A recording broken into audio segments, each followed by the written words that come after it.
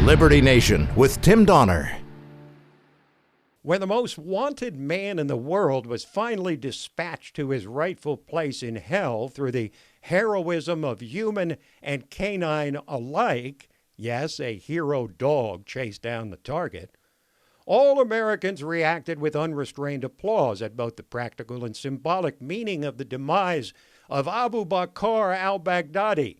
That is, all Americans other than impeachment-obsessed Democrats still trying to remove the commander-in-chief from office and now forced into taking an impeachment vote and putting themselves on the record for all to see.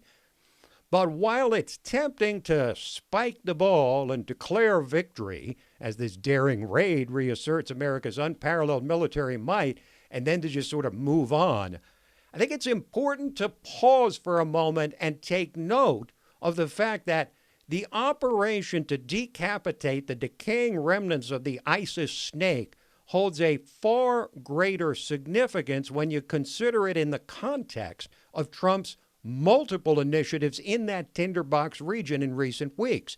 In fact, we may have just experienced a textbook trifecta of Trump's America First policies. Here's what I mean. First, remove our forces from danger when vital national interests are not in play. Second, negotiate a peace deal. Third, search for and destroy America's terrorist enemies. But more importantly, this moment may represent nothing less than a pivot point, perhaps even a turning point, or an about-face in the entire American foreign policy mechanism of the last 75 years. First, Trump made a decision based on a pivotal question. Should the U.S. involve itself in the middle of an imminent region-wide conflict in northern Syria involving Syria and Turkey and Russia and Iran, their respective proxies and associated terrorist organizations, and possibly even China? Up until this president took office, the decision would almost certainly have been to keep America's troops in harm's way due to larger geopolitical concerns, fear of angering our allies, and, of course, the biggest reason of all, oil. But as we've learned in most vivid fashion over these last 3 years, Donald Trump is anything but a typical president. He is nothing if not serious about keeping his campaign promises, often while damning the torpedoes aimed at his heart from the left, of course. And while immigration, jobs, and the economy were at the heart of Trump's 2016 campaign, a promise of at least equal, if not greater weight, was Trump's stated commitment to end the cycle of foreign entanglements that have exacted a cost in talent and treasure that is no longer acceptable to the American people, if it ever was. Trump was clear as a candidate and as president that he would project extreme military strength, but use such strength only when absolutely necessary to protect demonstrably vital American interests. But Trump was just as unambiguous, though more understated, in his commitment to one of the most overlooked items on his agenda, which would render involvement in the Middle East unnecessary, and that is energy independence. It means no more foreign wars fought over oil. And with the fracking revolution unleashed over the last decade and an administration committed to radical deregulation, we are, by most measurements, at least 90% of the way to self-sufficiency. Think about the enormous ramifications of no longer having to rely on unstable and corrupt regimes halfway around the world for our everyday energy needs.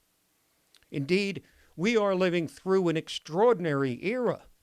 The voters of 2016 had reached a state of disconnection and repulsion at the political establishment of both parties so intense that they were willing to reject the same type of establishment hacks they'd been fed for all time and roll the dice on the quintessential joker in the deck named Trump. It was a result that would have been unthinkable at any other juncture in American history. And there may be no greater disconnect between the people and the politicians than on this central question: for what causes are American lives worth sacrificing? There's simply no way the American people support our involvement in a war thousands of miles away to protect people nobody knows or cares about, and involves most every major adversary or enemy on the planet. To what end? And when does it end? Is this a permanent presence? Was the message from voters in 2016 not crystal clear on the matter of foreign entanglements and quagmire such as the one involved in this 20-mile stretch of sand in northern Syria? And yet, Trump was broadly condemned, not just by Democrats and leftists performing an about-face on their historical pacifism, but by neoconservative establishment Republicans typified by Mitt Romney, accustomed to flipping the power button on the war machine at the first sign of trouble. But then, as the hysteria in the encrusted and entitled foreign policy establishment rose to a fever pitch, Trump announced a 5-day ceasefire and then a permanent ceasefire, while tamping down expectations that anything in the Middle East is actually permanent. Now, this moment in time beckons us to reconsider our relationship with the rest of the world, much of which continues to criticize us while relying on us for protection and stability. We have troops stationed in over 100 countries, 3/4 of a century after the end of World War II. In the years following that war, NATO was formed to coordinate and collectivize Western defenses against the Soviet threat. Since that threat ended with the dissolution of the Soviet Union 3 decades ago, what exactly is the present purpose of this organization? And since the EU was formed to compete economically against the U.S., have not the terms of engagement altered to the point of being virtually unrecognizable in their original form? And yet, when Trump refused to take up arms against a fellow member of this long-cherished 28-nation NATO alliance, Turkey, he was condemned by the same crowd that attacked him for daring to hold these allies finally to their agreement to pay their fair share of the common defense. Trump's America First policies have resulted in our withdrawal from the Paris Climate Accord and the Trans-Pacific Partnership, globalist schemes typical of the long-standing foreign policy elite and typically incompatible with American sovereignty. He got us out from under Obama's private Iran nuclear deal, which was never ratified by the Senate. He's at last made good on repeated promises by previous presidents to move the U.S. Embassy in Israel to Jerusalem. He's eschewed multilateral negotiations in favor of direct discussions with reviled dictators who were previously isolated from the world, most notably, of course, Kim Jong-un of North Korea. And then there's Russia, still cited by Democrats as colluders with Trump, despite a 2-year-long fishing expedition by Trump-hating investigators which proved the opposite. Through all of this, few seem to even acknowledge or realize that Russia is no longer a superpower or even a true world power. Their economy is about 1/3 the size of the U.S. They no longer rank even among the world's top 10 economies. They're dangerously reliant on the single commodity of oil, and they're in no position to pose an existential threat to anyone. But here's the ultimate question that begs an answer. Now that Trump has broken the mold of reflexive support for military operations deemed vital by the foreign policy elites, can we ever go back? Now that Pandora's out of the box and the toothpaste out of the tube, can it ever be put back in?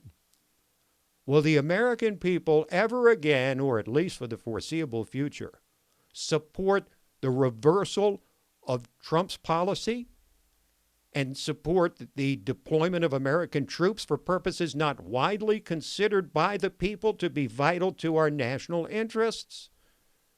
The elites, our betters, the best and brightest sent to our nation's capital, have been entrusted with decisions on war and peace for as long as we can remember. The voters' judgment is that they have failed. And with Donald Trump uniquely positioned to upset the elitist apple cart, they've been presented with a challenge that they never could have expected until Trump famously descended that escalator in Trump Tower. Folks, this is what real change looks like. This is what ending endless wars looks like. This is how it looks to remove the power of life and death from the hands of those who have proven unworthy of it, and return it to those who have the interests not of the globe, but America at heart. We'll break away for a moment and then come back with Talkin' Liberty.